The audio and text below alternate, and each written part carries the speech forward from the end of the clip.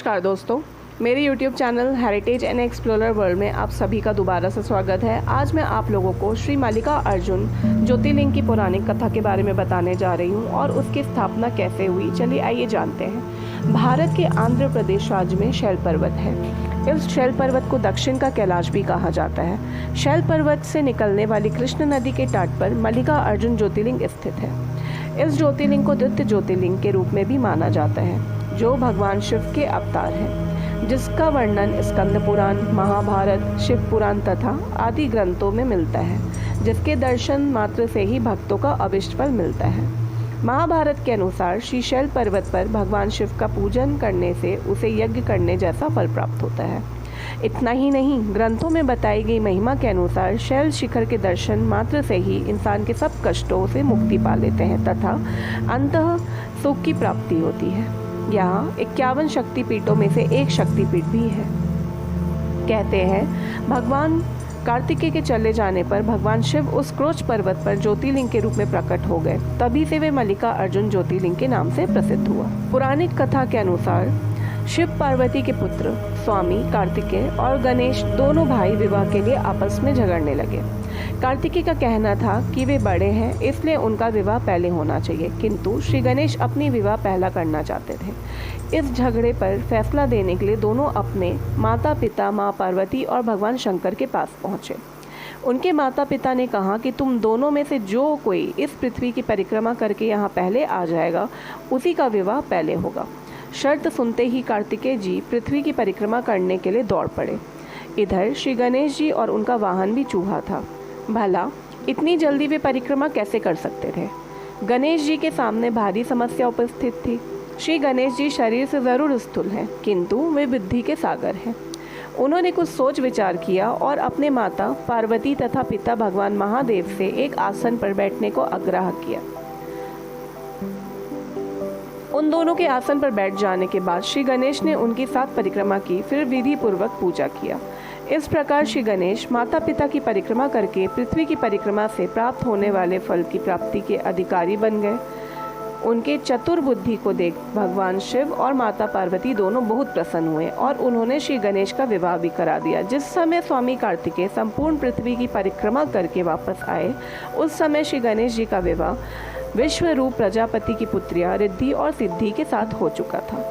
इतना ही नहीं, श्री गणेश जी को सिद्धि नामक पत्नी से शुभ तथा रिद्धि नामक पत्नी से लाभ, ये 2 पुत्र रत्न भी मिल गए थे। आपको यह भी बता दें कि भगवान गणेश की पुत्री भी है, जिसका नाम संतोषी है। ब्रह्मांडशील और जगत का कल्याण करने वाले देवर्षि नारद ने स्वामी कार्तिकेय से यह सारा वृत्तांत कह सुनाया। श्री गणेश का विवाह और उन्हें पुत्र लाभ का समाचार सुनकर स्वामी कार्तिकेय जल उठे। इस प्रसंग से नाराज कार्तिक ने शिष्टाचार का पालन करते हुए अपने माता पिता के चरण छुए और वहां से चले गए।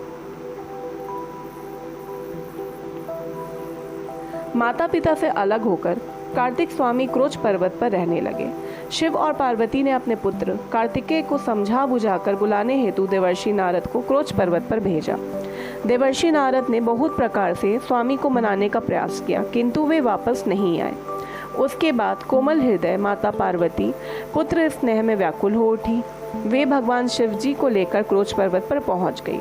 इधर स्वामी कार्तिकेय को क्रोच पर्वत पर अपनी माता पिता के आगमन की सूचना मिल गई और वे वहां से 3 योजन अर्थात 36 किलोमीटर दूर चले गए। कार्तिकेय के चले जाने पर भगवान शिव उस क्रोच पर्वत पर ज्योतिर्लिंग के रूप में प्रकट हो गए। तभी से वे मल्लिका अर्जुन ज्योतिर्लिंग के नाम से प्रसिद्ध हुए। मल्लिका यानी माता पार्वती का नाम है, जबकि अर्जुन भगवान शंकर को कहा जाता है। इस प्रकार सम्मिलित रूप से मल्लिका अर्जुन नाम उक्त ज्योतिर्लिंग जगत में प्रसिद्ध हुआ। एक अन्य कथनाक के अनुसार कोच पर्वत के समीप में ही चंद्रगुप्त नामक किसी राजा की राजधानी थी। उनकी राजकन्या किसी संकट में उलझ गई थी। उस विपत्ति से बचने के लिए वह अपने पिता के राजमहल से भागकर पर्वतराज की शरण में पहुंच गई। वह कन्या ग्वालों के साथ कंदमूल खाती और दूध पीती थी। इस प्रकार उनका जीवन निर्वाह उस पर्वत पर होने लगा। उस कन्या के पास एक श्यामा काले रंग की गाय थी, जिसकी सेवा वह स्वयं करती थी। उस गाय के साथ अजीब घटना घटित होने लगी। कोई व्यक्ति छिपकर प्रतिदिन उस श्यामा गाय का दूध निकाल लेता था। एक दिन उस कन्या ने किसी चोर को श्यामा का दूध दोहते हुए देख लिया। तब वह क्रोध में आग बबूली हो उसको मारने के लिए दौड़ पड़ी। जब वह गाय के समीप पहुंची तो उसे आश्चर्य का ठिकाना ना रहा, क्योंकि वहां उसे एक शिवलिंग के अतिरिक्त कुछ भी दिखाई नहीं दिया। आगे चलकर उस राजकुमारी ने उस शिवलिंग के ऊपर एक सुंदर सा मंदिर बनवा दिया। वह प्राचीन शिवलिंग आज मल्लिका अर्जुन ज्योतिर्लिंग के नाम से प्रसिद्ध है। इस मंदिर का सर्वेक्षण करने के बाद ऐसा अनुमान किया गया है कि इसका निर्माण कार्य लगभग 2000 वर्ष प्राचीन है। इस ऐतिहासिक मंदिर के दर्शन के लिए बड़े बड़े राजा महाराजा समय समय पर आते रहे हैं। मंदिर का निर्माण के बारे में अगर बात की जाए तो मुख्य मंदिर के बाहर पीपल का पेड़ है, उसके आसपास चबूतरा है।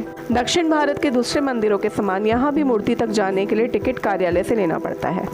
यहाँ पर शिवलिंग की मूर्ति का स्पर्श प्राप्त होता है। मल्लिकार्जुन मंदिर के पीछे पार्वती मंदिर है, इन्हें मल्लिका देवी कहते हैं, और सभा मंडप में नंदी की विशाल मूर्ति स्थित है।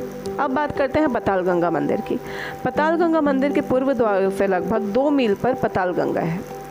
इसके मार्ग कठिन है, 1 मील उतार और फिर 852 सीढ़ियाँ हैं। पर्वत के नीचे कृष्णा नदी है। यात्री स्नान करके वहाँ से चढ़ाने के लिए जल लाते हैं।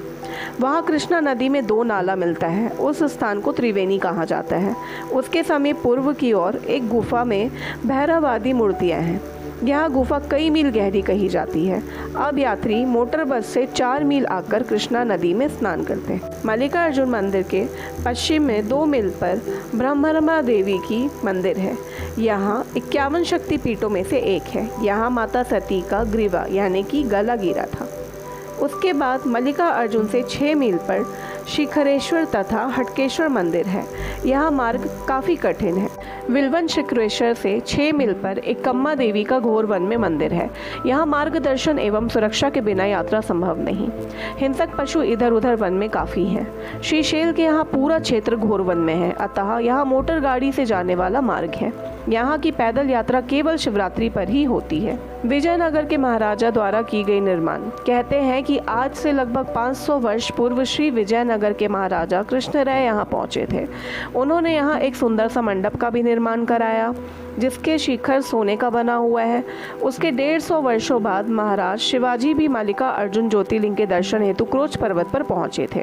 उन्होंने मंदिर में थोड़ी सी ही दूरी पर यात्रियों के लिए एक उत्तम धर्मशाला बनवाई थी। इस पर्वत पर बहुत से शिवलिंग मिलते हैं। यहाँ पर महाशिवरात्रि के दिन मेला लगता है। मंदिर के पास जगदम्बा का एक स्थान है। यहाँ माँ पार्वती को भैरम्बा कहा जाता है। कहते हैं अमावस्या के दिन स्वयं भगवान शिव और पूर्णिमा के दिन यहाँ माता पार्वती आती। उम्मीद करती हूँ मेरी दी गई जानकारी आप सभी को बहुत पसंद आई होगी। प्लीज़ मैं आप सबसे रिक्वेस्ट करती हूँ मेरे चैनल को लाइक शेयर एंड सब्सक्राइब ज़रूर कीजिएगा और बेल आइकन को प्रेस करना ना भूलिएगा, ताकि फ्यूचर में जो भी वीडियो मैं अपलोड करूँ उसकी नोटिफिकेशंस आप तक ज़रूर मिलती रहे। जय भोलेनाथ।